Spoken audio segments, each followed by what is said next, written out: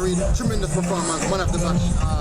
What do you think about your performance today? Well, I feel good about my performance. Made some tackles, made some clearances, and overall it was good. 2 penalties got away nice, cool and easy.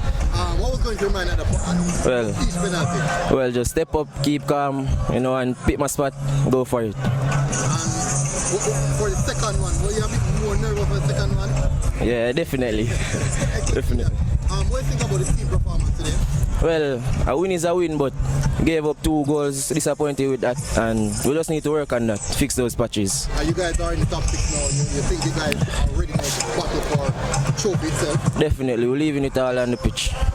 In the camp, what is the feeling in the camp between you, the players and the coach, and the success you guys have had so far? The camp is great, it's a great experience for me.